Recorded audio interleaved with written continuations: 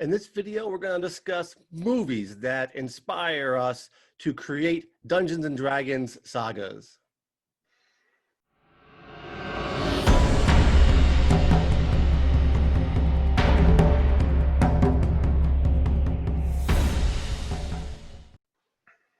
Hello and welcome to Attacks of Opportunity. I'm your host, John Sprunk, and with me, our reigning champion, Eric Cardenbrook.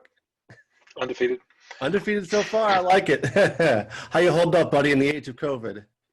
Oh, about as well as anyone at this point. Okay, all right, you look okay. Hey, I'll take it. You've heard worse. Exactly.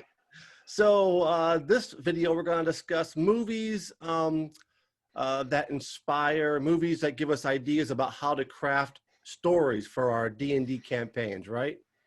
Absolutely. There's a lot of stuff out there that you can, for lack of a better term, snatch. Just straight up take it from what was shown to you on the screen and translate that into your game. Right. Okay, so we're going to do a count up from 5 to 1. And as our guest and reigning emeritus professor, let's, I'm going to defer to you for your number 5 pick. All right. So this is going to seem a little bit weird. And I say that because I have a personal preference to avoid any and all modern technology, even to the point of gunpowder. I hate mixing that in with my Dungeons and Dragons game. I can't stand it. But I'm going to give you the quote from Arthur C. Clarke, who, fantastic science fiction writer. Any sufficiently advanced technology is indistinguishable from magic. Right. Right? Sure. So for number 5, I'm going to say the Avengers from 2012. So I'm putting that out there because the story details. There's a huge amount of detail that they built in, knowing and understanding that they had a greater story arc, story world, if you will, that they can put things in. And this is the great part about the age of DVD, where you can, or streaming, where you can freeze frame things and you can stop and you can look at things. So all the way back in 2012, the very beginning of Avengers, when the portal is causing their base to collapse, there's this little detail on a sign as you're going into the base, as the camera is following the action in. And the sign says something about Project Pegasus on the sign, right? Fast forward to a year ago? Captain Marvel? Right. And the entire flight project where they're trying to get into the secret base. Right. And it's Project Pegasus. Mm-hmm. I mean, there you've got over a course of 7 or 8 years at least, those little details are seeded throughout the story. And I think that's, above and beyond the other pieces. Okay, you've got the ensemble cast. You've got the wizard, the barbarian, the rogue, the paladin. They're all there. They just call them something different. Specialist archer. Oh, gee whiz. Could figure that one out. Secret bases, a stolen artifact, magic powers, an opposing sorcerer that's trying to open a portal. All this stuff just translates directly to, I can make that a game. Yep. But I think the details are the part that really kind of put this one on the list for me. The rest of it you can translate, not a big deal. But when you have those sort of things in, and I really try to do that for my players. I really try to give them, if you really want to search for it, there are pieces of the story that are throughout the game world. And my long-term campaigns, the game world continues whether you interact with it or not. Mm-hmm. So I think that's why this one goes on the list. Great. At Ashley, my number 5 as well. That's pretty hilarious. We did not Really? coordinate this, folks. Yep. Avengers movies, for most of the same reasons. I love the idea. Like when I'm watching them, I can't help but try to assign classes to the various heroes. Like, is Thor a fighter, but he's got the lightning, so is he more of a sorcerer? And obviously Iron Man's your artificer. But yeah, I love that about it. It's that ensemble party that has to come together, and they each have their role. Some are melee types of the brawlers, and some are the ranged casters and the ranged shooters.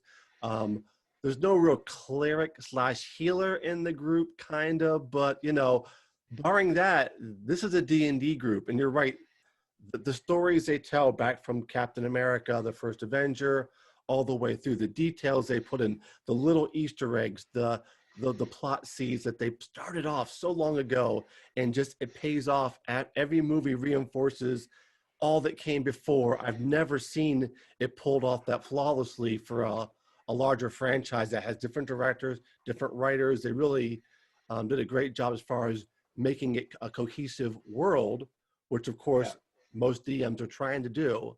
I can't imagine having like 8 or 12 DMs trying to collaborate and have one cohesive campaign that lasts you like Wow. 10 to 15 years. That would be an interesting challenge. It would be a mess. Yeah. But that would be an interesting challenge. Yeah, definitely. And yeah, I like the movie. This also reminds me of D&D at the higher levels, right? Like these guys aren't fighting kobolds and giant centipedes. This is your high level. They're fighting gods. They're fighting things that can destroy the world/universe.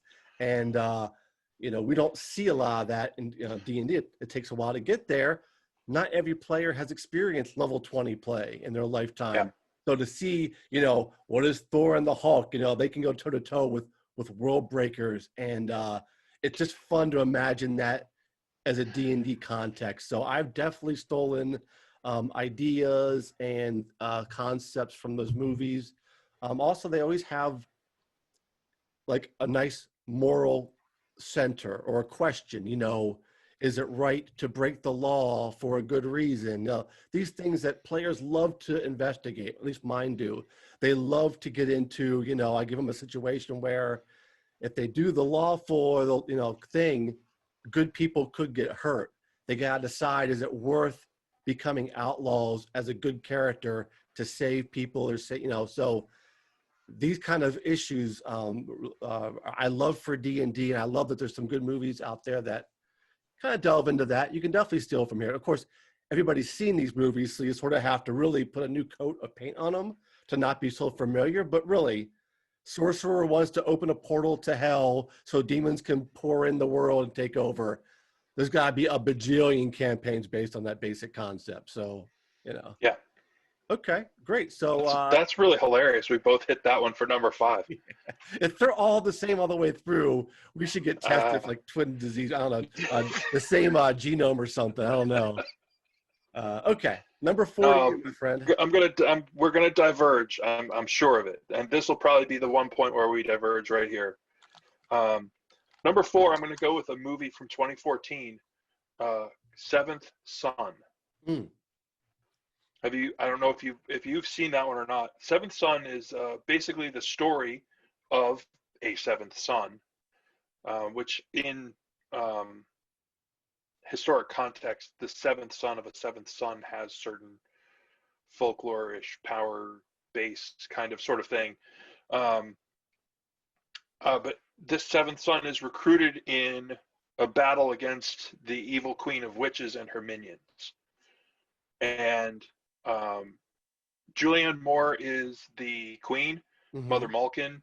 Jeff Bridges plays a professional monster hunter, Master Gregory. There's sword fights.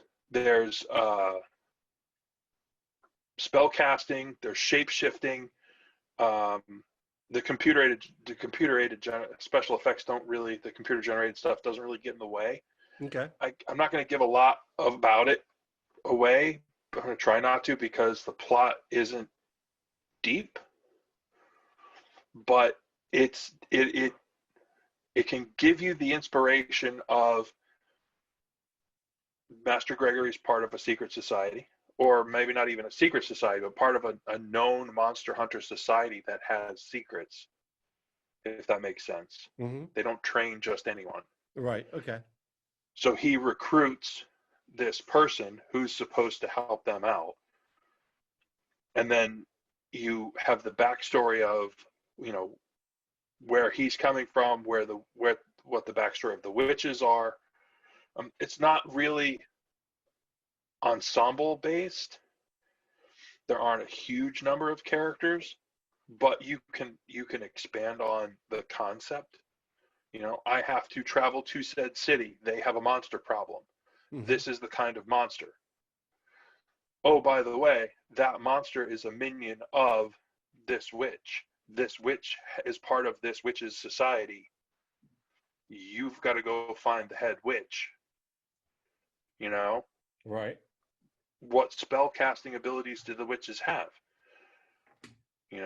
Do they fall under wizard, sorcerer, or whatever? You can work those sort of details out, but then you have this piece of a world building thing that you can just sort of lift and drop in right in your city.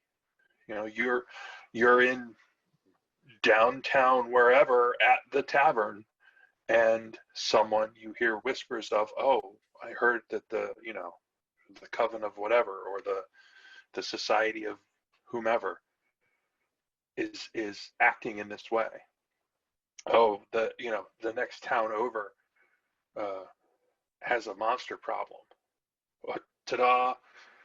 There's your hook. Pick any of those things, and you can pull the inspiration of those societies of some of the things that those monsters are or do, Mm-hmm. and build up. Right. Is part of your favorite thing about this movie the atmosphere, the sword and sorcery tones that it brings? It is. The feel of it is definitely part of what I'm going for with that. I had actually written a blog post a while back about my top 10 favorite sword and sorcery movies. And somebody accused me of being stuck in another era because none of them were newer than the 90s. And I was kind of like, okay, challenge accepted. Where is something new That measures up. Yeah. that measures up? And this one's from 2014, and it's fun. Mm-hmm. Above and beyond the fact that there's got stuff you can kind of pick and choose out of there. There's some atmosphere, there's some setting, there's some feeling to it that you're like, oh yeah, this is sword and sorcery. This is all right. He hops on the weapons cart and takes off on a chase down the road. Mm-hmm. Right. Yeah. So I think it works for that. Great. Okay. My number 4 is Conan the Barbarian, the original. It's on your list somewhere. Number 4? Well, there's things that I think even work better, but yeah. Obviously you like it too. I remember seeing it as a kid. It blew me away as a kid who loved D&D and fantasy. To see a mainstream picture like this that brought it to life for me was very special.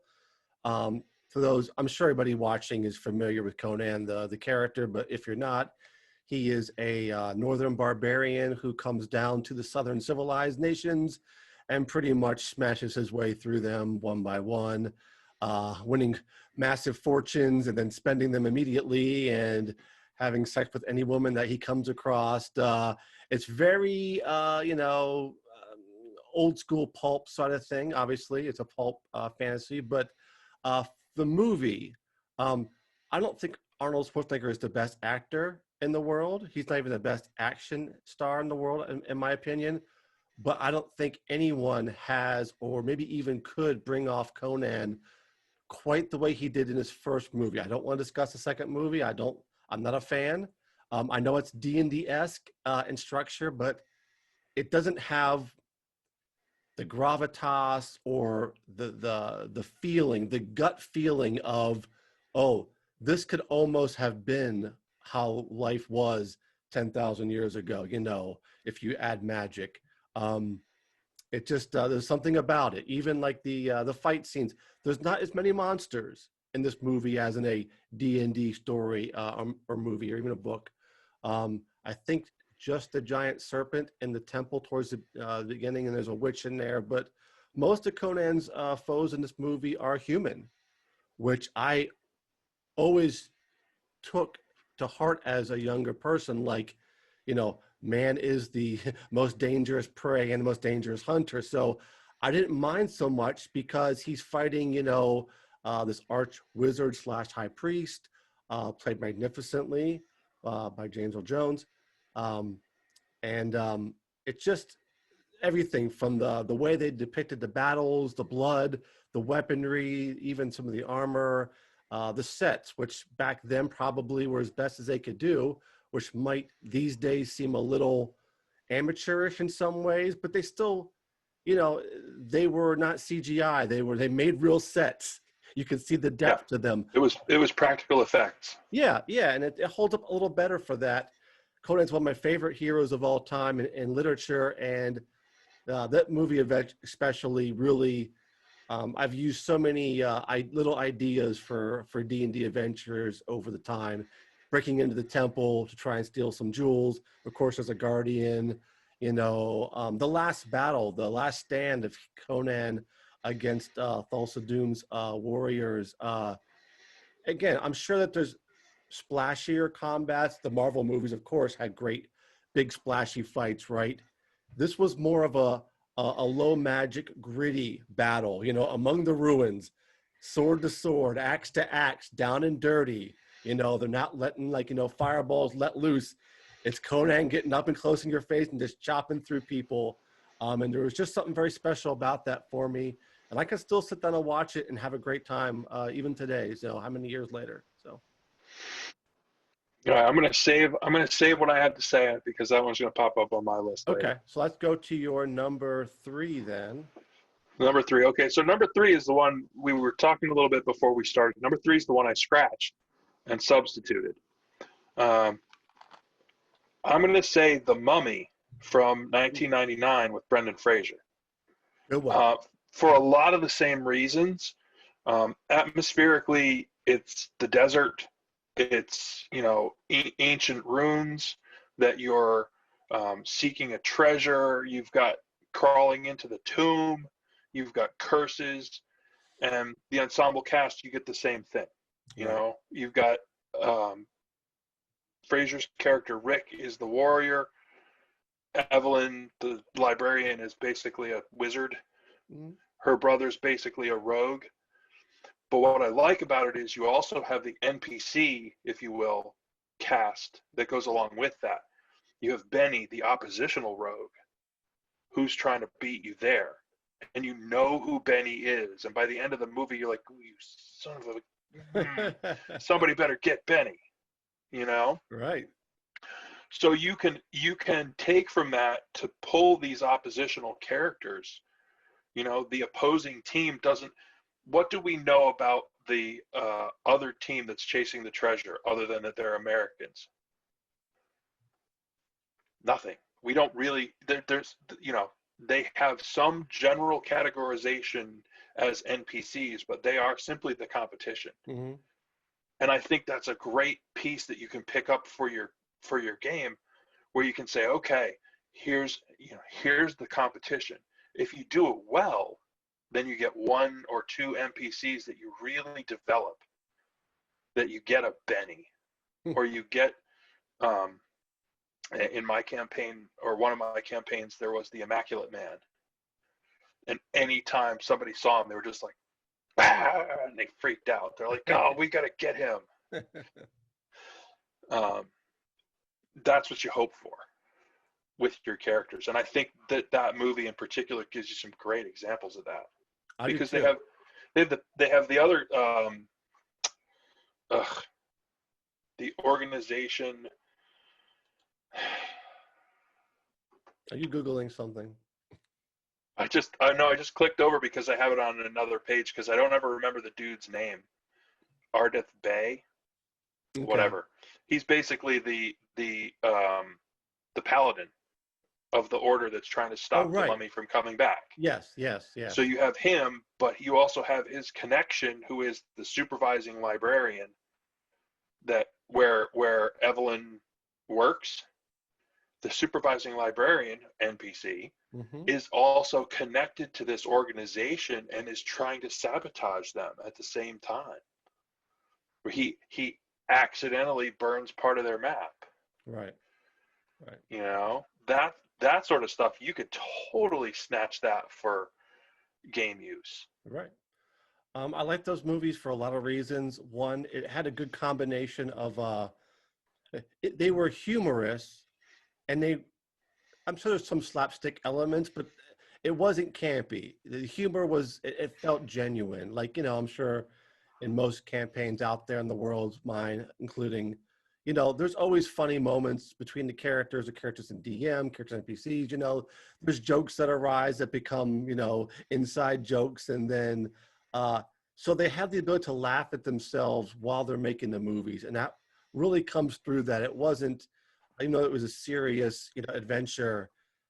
There were moments of humor and levity, and some of the sniping they did back and forth reminded me a little bit of the Star Wars characters, how they sort of had little digs here and there, even though that they were such fast friends.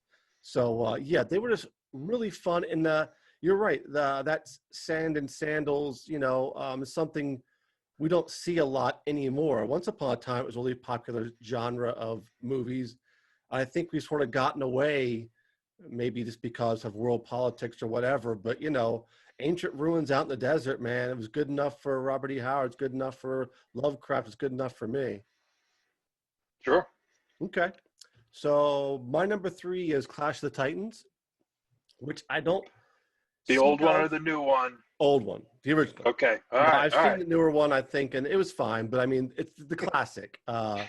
Again, I'm old, so these things are films that affected me as a younger person. I was gonna say touched me as a child, but that sounded wrong. Where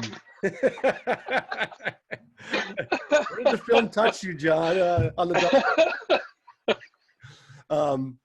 obviously, it's a classic, near and dear to my heart. Follows the adventures of young Perseus, who is the son of a god, Zeus, in fact, as he tries to figure out what that means. And I like that part of this movie. A lot of times you're going to get the son of somebody important. It's assumed. This guy doesn't have a lot of parental guidance, so he has to sort of figure things out for himself. He fights a lot of monsters, which I love. He fights Medusa. He encounters the 3 wise women. What's their name? Gosh, the Norns. That's Norse, but you know what I mean. The witches. the witches, right? And and Pegasus, of course, of course, he fights the Kraken at the end.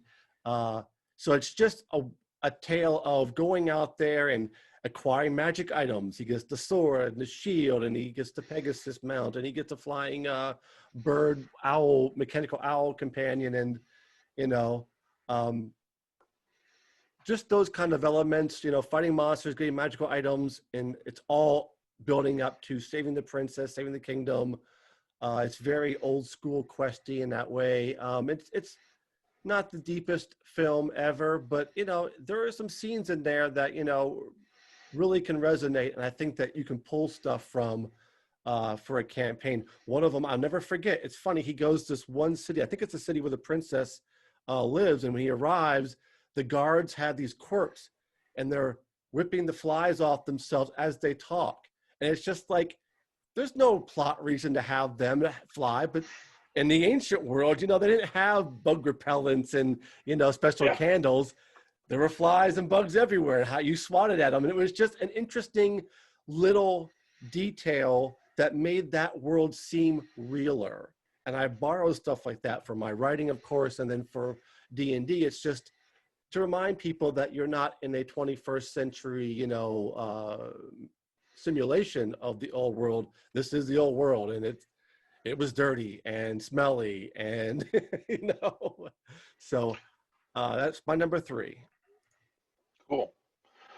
I I'm going to tack onto that with my Sure, number two, please. because I'm going to go also with something you didn't necessarily mention, but the monsters, Ray Harryhausen.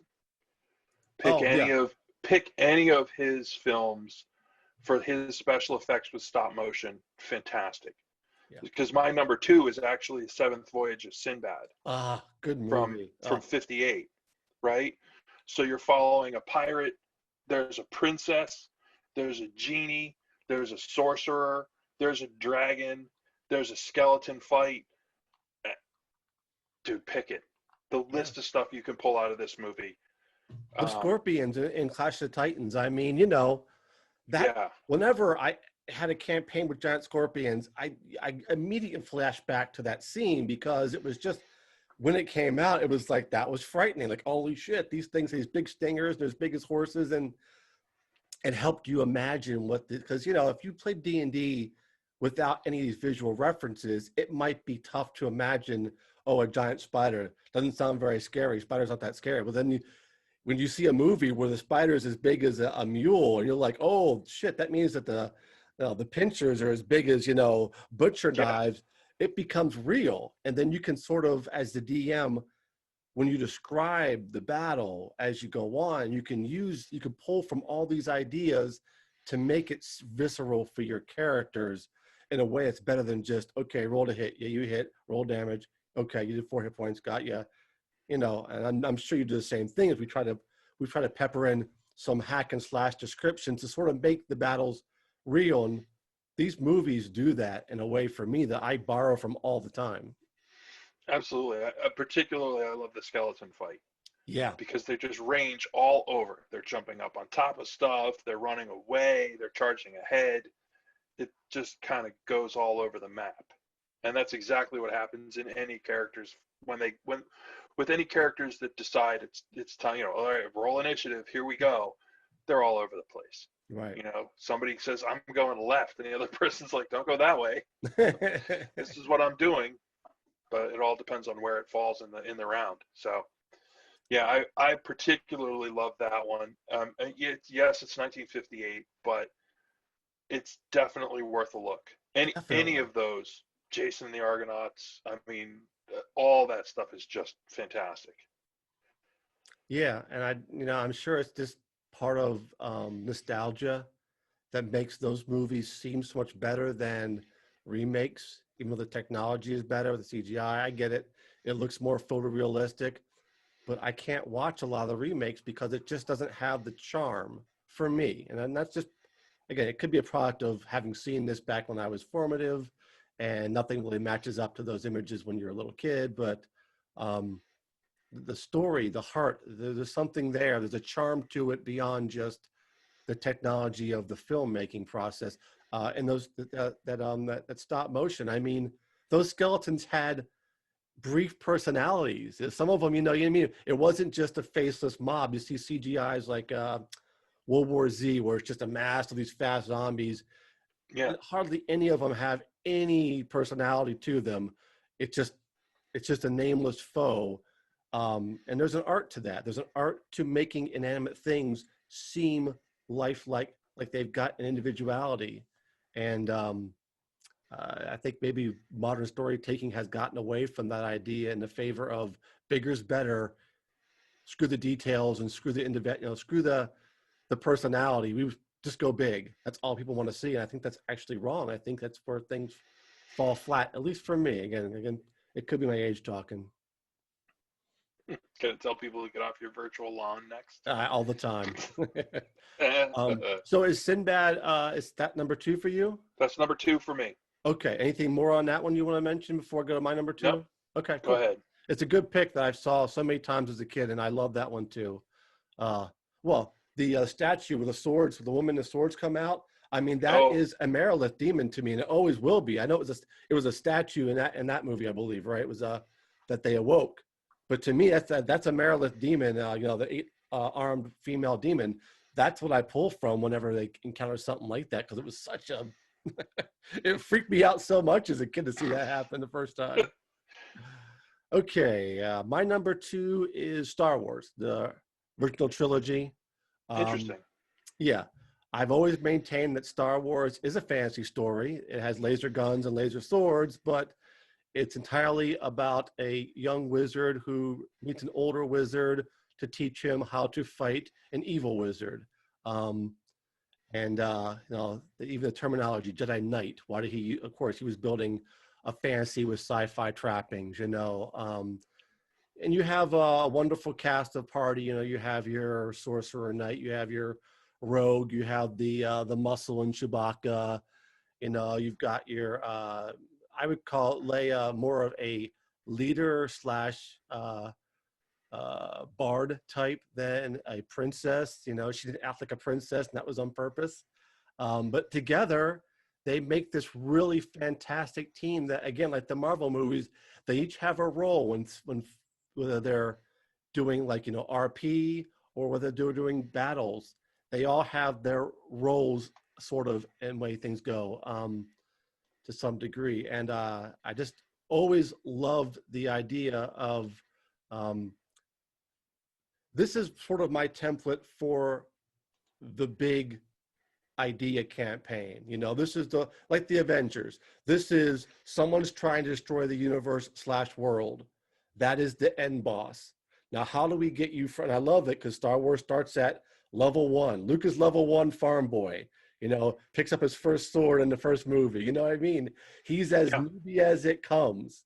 And we get to see that journey, the leveling up, which, like I said, a lot of films just start you at a certain power level, and this hero mostly stays that level, that power level throughout the movie and even through a series. Captain America, after he becomes Captain America, doesn't get more powerful. He gets smarter, he gets wiser, he gets more suspicious of people, but his level doesn't seem to change all that much all the way through all the movies. You know what you're getting, which is comforting. The Hulk, don't get me started on power strength levels in superhero movies, because I get really pissed off, and we'll have to have a long conversation about that. It makes me so mad. But in theory, the Hulk is as strong in the first, incarnation in the movie as he is at Endgame. They don't level up. Star Wars lets you level them up. Even Han gets to go from, just a regular, a world-weary rogue type, but by the third movie, he becomes a general. He does accumulate other skills, even if he doesn't really want to sometimes. So obviously we focus on the Jedi with his movies and their journey, but I still like that small band of heroes that gets to level up until they can fight the end boss. And structure-wise, I think there's a lot to pull for campaigns for this, for adventures from this. It's not as easy as maybe the Marvels, because in Star Wars, the heroes get split up often, and some go this way and some go that way, have their own little adventures. And in D&D, it can be difficult, unless you're having different groups, different sessions, to have people split off, because then half the party just sits and watches. But I mean, barring that, I think that there's a lot that I take from my writing and take for campaigns, of course. Yeah, so I'm going to go a little bit on a tangent on this. Okay. And it's actually something that I'm actually working on a short essay for the next fanzine, because we do a what to watch, and this is sort of an old school piece, but there's a film called Black Angel, which was commissioned by George Lucas and was intended to be shown as a short film before Empire Strikes Back in the theaters. And it was lost for a long time. They lost the negatives for a long time. And then someone found it and brought it back. It's actually available on YouTube now. And it is a straight up sword and sorcery movie. Okay. It's about half an hour, 25 minutes, 27 minutes, somewhere in that neighborhood. It's exactly what you're talking about. The sword and sorcery aspect, the journey of the knight, is not that different. These stories they run in this parallel. And it's a really interesting atmospheric thing to look at. They understood when they were making the movies that this parallel existed, which is kind of why I went on this tangent. Nice. I because never heard of this before. They took this piece, this film, that they intended to, and there's not a lot of characters in it. I think there's 3. But what happens to this night through this film, it's all about the mood. It's all about the setting. And the journey that he goes on is informed in a way that the film crews for Excalibur were taking notes, literally. Cool. And if you look at the look of Black Angel as in comparison to the movie Excalibur, you'd go, wow, was it the same camera crew? Right. Was it the same sort of angle, filters, lighting, whatever? Wow, that's weird. That's funny though. Yeah. That's Cool. So there is that understanding of this journey, of this story, of the story of a night, as you're talking about. And they were aware, they knew that. So it didn't make my list as a pick, but it definitely makes absolute sense when you start talking about that sort of stuff. And also, just a quick note for Star Wars and a spin-off idea here. I think that some of the other Star Wars spin-offs have a lot to offer a DM. The Mandalorian, of course, is very famous right now. I think it tells like a Western-style story that if you got a small party of players, you could draw a lot of things like what could they run into in a small frontier town? What kind of mini adventures can they get into, side adventures? You know, how might a big plot work with limited characters? I think that's really nice. And also the Rebels animated series deals with a small group of people on a ship that are fighting the Empire on their own. And they've got, again, the roles. You got the Jedi, you got your pilot, you got the explosive expert, you got your brawler. And it feels a lot like, you know, a D&D party at heart. They bicker, they fight, but when the Empire shows up, they all pull together and, you know, battle like heroes. So I think Star Wars is my favorite franchise overall in history.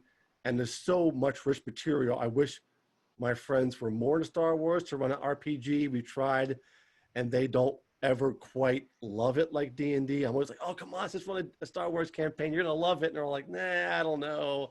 Let's just reroll. And I'm like, okay, all right. I try every year or so. Talk them into it. Okay, so we're at number 1 pick, right? The top? All right. So number 1 for me, you hit further down on the list, the original Conan the Barbarian with Arnold. I think there's a certain amount of atmosphere that goes along with that as well. In particular, Thulsa Doom, James Earl Jones, just amazing in that part. Yeah. And you can take even the littlest things, the philosophy, you know, the backstory, because you get Conan's backstory in that movie, you know, and the bad guy says, what would you be without me? You want to give questions to your characters. Well, there you go. Right. That's, you know, and then he's just got great lines in there, you know. Now they will know why they're afraid of the dark. Ugh, that's a bad guy. Yeah. You know, let him contemplate this on the tree of woe. And they nail him up and crucify him. I mean, okay, that's a bad guy. If you want to see a bad guy in action, watch that. Such a great performance, you're right. Understated. In most fantasy films, especially, it makes me cringe how everybody has to overact in every scene and chew their dialogue like they're trying to be Shakespearean actors who'd never read Shakespeare. And Jones is just like very understated. He just is the character. He doesn't have to emote constantly to remind you I'm the bad guy. He just shows up on screen and just talks in this low, menacing thing, and he could just ask for a cup of tea and it would be frightening. And also interesting that, you know, the final battle between Conan and Thulsa Doom isn't really a battle. There's not like, you know, magic tossed around like a modern movie would do. he goes up and just chops his head off, because also Doom's villain isn't about being, casting fireballs or summoning demons to fight you or using a sword even. He's the ultimate leader. That is his power. And so one-on-one, he might not be very scary if you can get past his evil charms. But I mean, it's almost genius to not have like a 10-minute fight scene at that point. That would cheapen what has come before, right? Absolutely. So you touched on something else there, is when you're talking about leveling up, the bad guys level up too, because he used to carry a sword. He used to be that guy, but now he's moved past that. He's learned about different power, and why is there this mission? It's a little bit Conan's backstory, but it's a little bit the other king who wants his daughter back. Right. It's a political rival. Mm-hmm. So you have this piece of, almost offhandedly, piece of world building of, oh, by the way, there's another kingdom. There's some other folks over there that don't like this guy, and they're worried about an assassination attempt, and they want you to go steal this person back. Yeah. There's a lot under the hood of that movie, which, like, I saw Momoa's remake, and I like Jason Momoa as a person. He seems really awesome, and I think that he's an okay actor, but I think he looks the part. That wasn't the issue. It was just, I watched it, I'm like, this is almost nothing like Conan at all. This is just someone taking his name and throwing out a shitty fantasy movie. Like when they did that with King Arthur way back in the 90s, I think it was. They had like they've redone King Arthur and Robin Hood like 12 times each. And it was just like, sometimes just use the name and nothing about the actual legend. I'm like, you could have just called this King Whozabob. Why did you have to go out and steal a so people will watch it? I'm just like, you sons of guns, I hate that. Yeah. But I bet I know where you're going for number one, by the way. Okay. Do you want to guess? I'm going to guess you were going with Lord of the Rings. I think we should get tested genetically and see if there's some kind of Well, so I will tell you, I'll give you my piece on that first. You'll notice that it's not on my list. Right. Go ahead. And it's not on my list purposefully. I think it's easily one of the best done fantasy film series ever. And it's Tolkien's world building, and it's amazing. But what gets stuck in my head is an unbalanced power scheme level, and there isn't, as you talked about with the jabs, the jokes, the little side pieces that were a little bit of humor that happens along the way. I don't think you get that with Lord of the Rings, with the films. Now, am I going to argue that you have that at number one? No, you can't really argue against some of the best fantasy films ever. Yeah. So why is it number one? Several reasons. Not all of them have to do with the movies themselves. Some of this is carryover from the books, which I think there's no D&D without Lord of the Rings. I think that Gygax never makes this game without that source material, which of course accesses source material from older English literature. So it's an ongoing tradition, and I think that Lord of the Rings is a vital key as far as D&D goes. But even then, it's another tale, like, there is some leveling up. Frodo starts as an ordinary person in every regard. Not that he becomes a level 20 paladin by the end. His power level might not really increase to some degree, but I think that I like the understated idea, similar to Thals of Doom, that his power is not how many orcs he can kill with a sword. It's he's doing something that nobody else could probably do, which is carry something of such massive psychic evil such a long way without Well, at the end, maybe he did uh, sort of fall to the ring, or it looked like he was teetering on the edge before Gollum shows up at the very end. But all that way, he was able to fight off, the most powerful evil one-on-one, and with Samwise, of course. And I love the party. I know the Fellowship splits up at some point, but when they set off from Rivendell, every D&D set nerve in my body is tingling. You've got your fighters, you got your wizard, you got your roguish touch, maybe.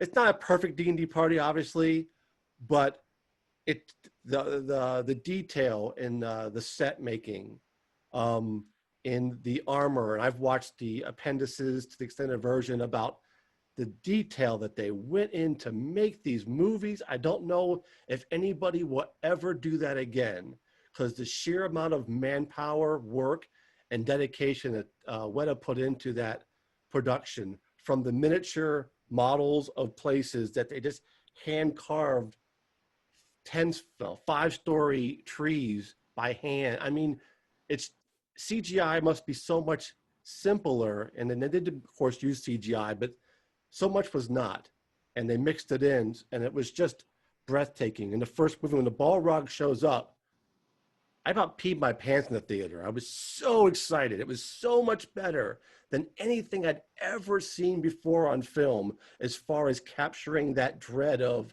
holy shit, how do you fight this? And ever after, since I've seen that, because before that I played D&D for a long time, and I've had many campaigns before these movies came out, and I've had people fight everything, dragons, demons, even gods sometimes in some campaigns. And it wasn't until I saw the Balrog show up that I said, I've been shortchanging these villains. I have not been doing them justice. This is how it should feel when they arrive. The ground should shake. All the other evil things will flee because they're afraid of being killed, as in the collateral damage. And that was part of the best part, was when they're in Moria and the goblins are surrounding them in that big room with all the pillars, and they can't win. There's too many goblins to fight. And then the goblins crap their pants and run. And I'm like, what? And then, of course, I knew from the book what happens, but anyway, that's a visceral moment. And then the fleeing from it down those stairs, and everything about that whole sequence, I think, is one of the best things ever filmed, just for the quality, the emotional content, the detail. But, even after that, I appreciated, I had a hard time with books 2 and 3. Fellowship of the Ring, I could read over and over and over again, loved it since I was a kid. But Two Towers, Return of the King always gave me problems. There were slogs in there I had to force myself to get through to the pieces I liked. In the movies, I really brought a new appreciation for those books. They brought out things that I hadn't seen before, that I hadn't realized were in there. And, they fight everything in D&D. They fight orcs and goblins, trolls, they fight wraiths, they fight demons, of course, Hobbit has the dragon. That's the one thing Lord of the Rings doesn't really bring out, is the dragon so much. I mean, they don't even need to. There's so much going on. And so these, for me, it's not that it is D&D, but there's some sense of, when I watch these movies, I really want to go out and write a stellar campaign that echoes these themes. And I'll tell you, the end of Return of the King, I still cry. I've watched it 5 or 6 times all the way through. I get the extended version. I'll watch a 12-hour marathon of these. And every time when they kneel to the hobbits, I'm getting choked up right now talking about it. I get choked up and start to cry. I'm like, I don't know how you did that. It's just such a simple scene, and there's not a whole lot of dialogue, really. I don't know. There's something about that for me, I guess that emotional heart adds an extra level. Anyway. You hit upon the thing that any storyteller wants. Any storyteller that's worth the name wants you to have that. You want that impact. They want you to have that reaction. When Gandalf falls, that gets me every time. You know, that's that moment of like, oh, you know, um, there are just teeny lighter moments in there. If you come back just before all the goblins are chasing them, you get to the scene where they're in reading the book Yeah. of the last of the dwarves that was there, and the bucket falls down the well, and that's when they all come charging, and they look out the door and they have a cave troll. You know, that I could absolutely see that happening in a D&D party. Yes. You know, and you get that sense of the chaos of a combat in there, you know, where maybe not all your skills are meant to be the stand-up fighter. So you're sneaking around with a frying pan or whatever. And that's not the only place that's ever been used, thinking of that. Dragonlance. There's a Dragonlance. Yeah, that troll fight, you're right. It really is such a D&D fight. You know, you're in a dungeon, the monsters are attacking, and then a bigger mini boss shows up, and then you're all around the room, and the archers shooting like crazy, and your tanks are up front trying to hold the thing off, and you know you got the roguish types sneaking around the edge of the room trying to not get picked off by the trolls. You know, it's just there's so much good there that whoever, you know, the people who made the movie, not whoever, Jackson and his crew, and the writer, you know, that he wrote to, and the set designers, I think I just believe that they loved the material so much that they made the movie they wanted to see more than anything else. And you don't always get that. Sometimes, especially Hollywood, you can feel there's just a slapdash attitude. Let's just put the stamp on. We'll put a dragon, we'll put a wizard, we'll put a warrior, we'll write some dialogue that sounds like really bad Shakespearean lines, and we'll call it a day. I'm just like, I see so many of those, you know, throughout the 80s, 90s, and even to modern stuff that, you know, whenever I see an ad for a fantasy movie, my first reaction is to say I'm not seeing it, because there's been so few good ones. This is a new D&D movie being talked about with maybe Chris Pine is in it. I don't know anything about it except I've seen his name attached, and my first reaction is D&D movies have always been horrible. I'm not seeing this thing. You're not getting my $8 or whatever it is. I'm not going to watch it because I'm going to hate it. It's going to make me angry. But then when it comes out, of course, I've got to see it because, you know, what else am I going to do? You know, it's my biggest hobby. You got to watch the movie. So I think what we need to do maybe is our top 5 worst fantasy movies as another discussion. Yeah, but too many. Well, because you mentioned The Hobbit, and what they did to the film / films is horrifying to me. I was not a fan, but yeah, we could definitely talk about the least 5 now. We had okay, sorry, go ahead. Well, but even in the really terrible stuff, you can always find 1 or 2 little things to pull. You know, there's something there somewhere along the way. Well, sometimes there is. Sometimes they're just terrible. Not the D&D movies. They've been so bad that I can't think of a positive thing I brought out of there. I mean, I even felt worse about playing the game after watching it. Yeah, well, even bringing in Jeremy Irons doesn't save. Anyway. But there's modern stuff out there that has other interesting pieces. You can pull bits and pieces, and it's totally okay to pull these. It doesn't have to be we've talked about things that are wholesale, the whole piece, you know. And I'm not going to argue number 1, Lord of the Rings. They are among my favorite movies ever. You're right. The what they did. I mean, that was a love story to that genre, those stories, that whole piece. They're amazing. But even you could take any movie that has these fantasy elements in it, and you can dig for something. There's something in there. You know, there are little, even if it's one little piece that works for you, or you know, whether it's an atmospheric piece or a trick that you know, it's a trick shot for your archer. Yeah.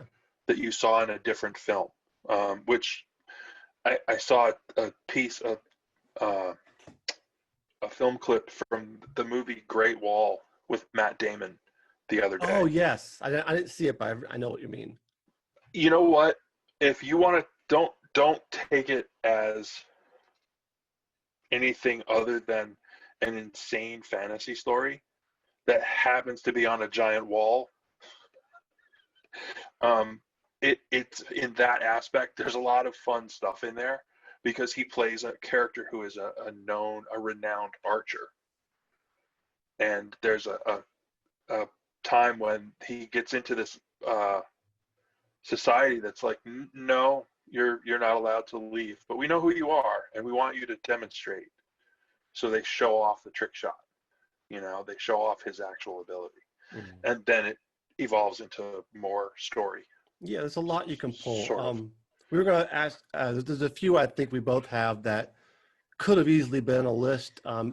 This kind of thing, 5 isn't really enough. I just want to mention a couple of the ones I'd written down.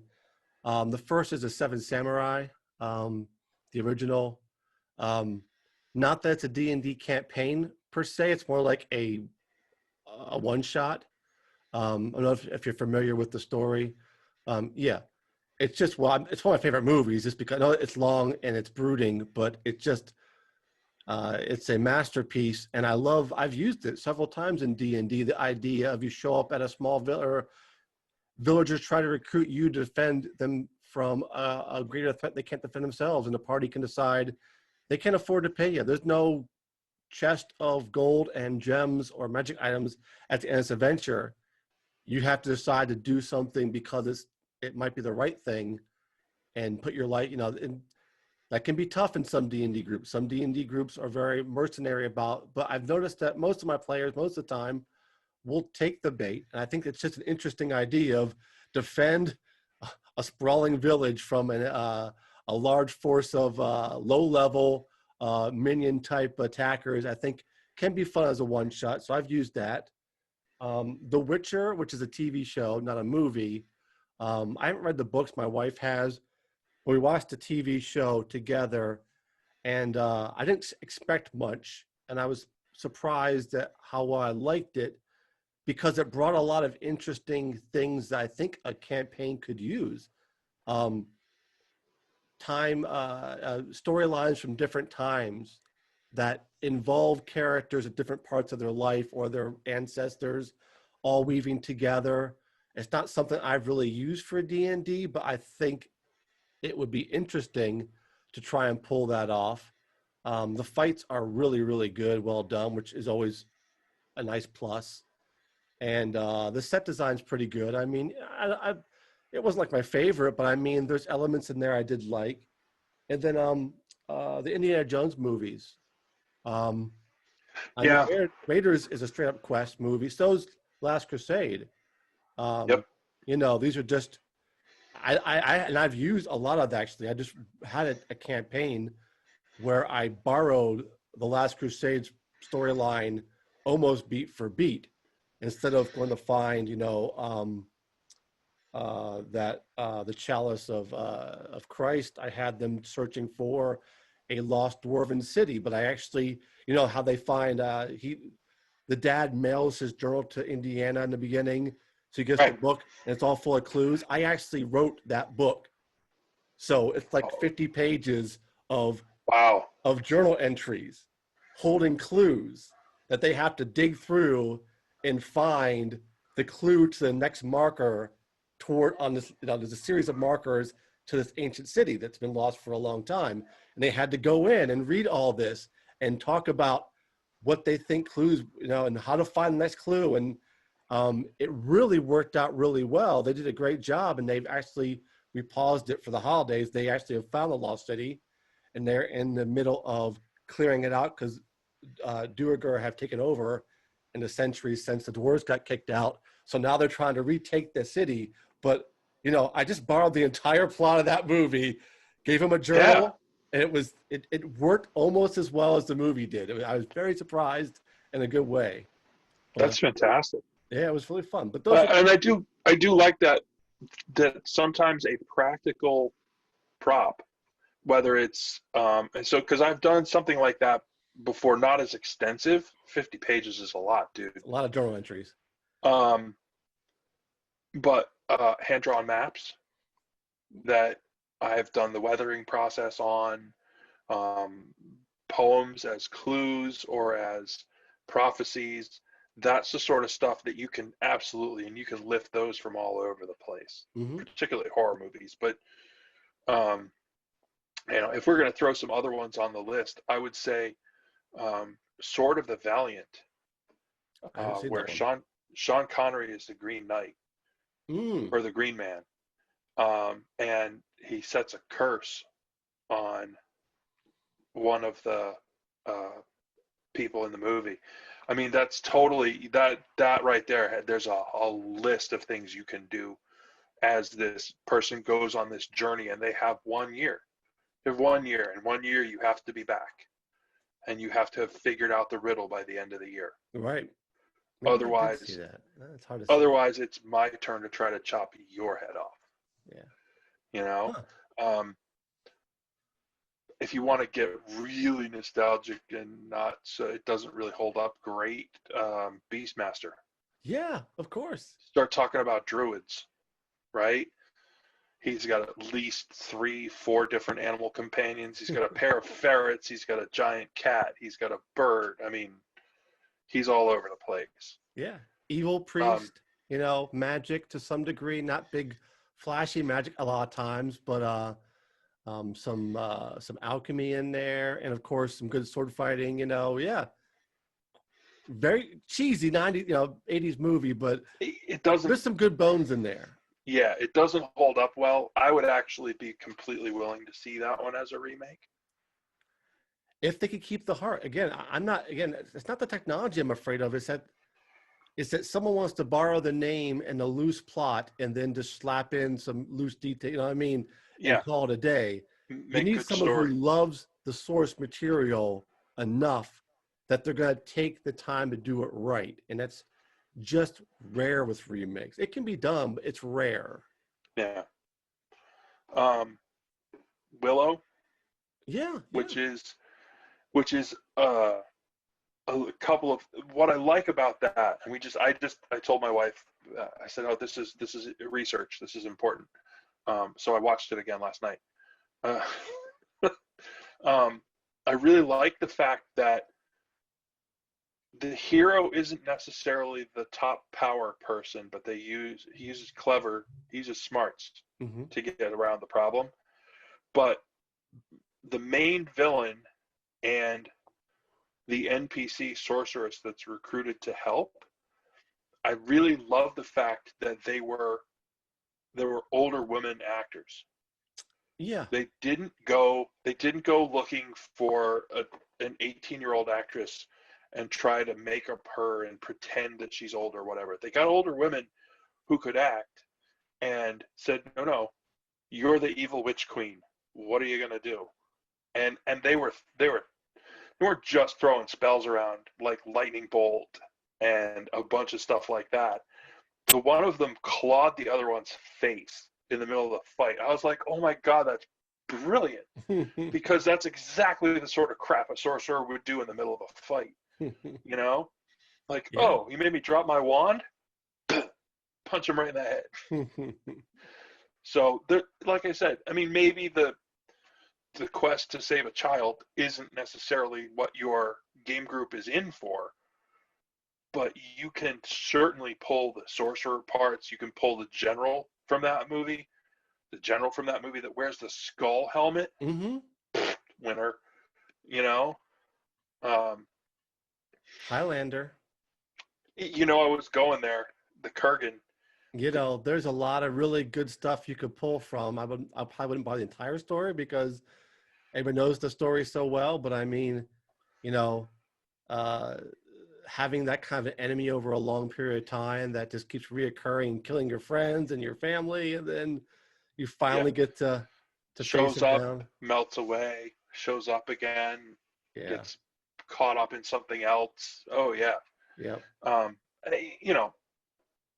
Legend, even mostly because I love Tim Curry's role in that as darkness. Yes. You want atmosphere. You want to see a bad guy again. Power up, level up your villain play, because that guy, again, you know, loses his temper and then goes, wait, can't do that. He did bring an element of himself that I really liked for that role. You're right. He brought it something new to that genre. Krull, which really is Star Wars without the with different science fiction elements. I mean, you know, young person destined to have great power has to meet the Obi-Wan Kenobi type, has to learn about it. The Obi-Wan character, I think, dies at some point, has to like gather allies to attack the evil person's stronghold. You know, on a, not that it's the best movie of all time. It's very He-Man movie cheesy in some ways, but the bones of that quest, you know, if you want a quest to face a big bad, it's right, all right in there. You know, there's some leveling up that goes on. If you can work it out, you'd have to work out some expansion to it, to fill in all the characters that you would want to have in your game. Mm-hmm. But Lady Hawk. Yeah, I was gonna bring that up. Yeah. Urban setting, prison escape, rogue, a curse, the evil priest at his temple. I mean, that's made for D&D right there. Yeah. You got your warrior, your rogue, you know, and yeah. There were some good ones in there. I tried to have my wife watch that because I'd seen Lady Hawk way back when it came out, and then my wife never had. So maybe like 10 years ago, I bought it for her and showed it, and it might not hold up as well for adults seeing it for the first time as it did as a kid seeing it for the first time, but you know. No, that's why I said pull elements from it. Yeah. And the one other one, it's a much more modern one that I think there are elements you can pull from it. Prince of Persia, The Sands of Time, with Jake Gyllenhaal. That was 2010-ish, something like that. So it's a modern, I mean, you've got good special effects in there. You've got Ben Kingsley in there as well. So, you know, great acting abilities. And this magic artifact that they're all attempting to acquire. You know, some to end the world, some to save it. Ta-da, D&D campaign. Yeah, it was better than I thought it was going to be. Well, on that same note, you know, Tomb Raider, you know, it's take out guns, put in crossbows and swords, you know, and that's, you know, you have a quest for, you know, a world's challenging artifact, that kind of thing. And, you know, the games, Tomb Raider games, of course, are all about raiding tombs and defeating traps and monsters, which, you know, again, take out the gunplay, and, you know, it's not much different than traditional D&D adventures. So, but yeah. The one's interesting, and I'll give you I know we're going to need to wrap up here soon. But interestingly enough, neither one of us said anything about Harry Potter in here yet. Right.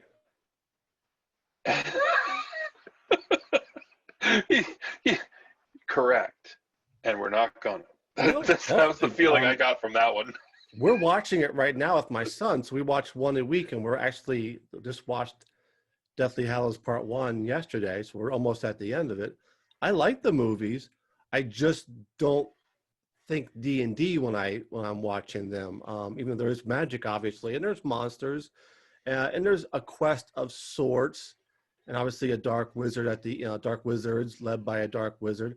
And I'm not saying it couldn't make for a good campaign. It's just when I watch it, it doesn't remind me of the kind of campaigns I've run or would run.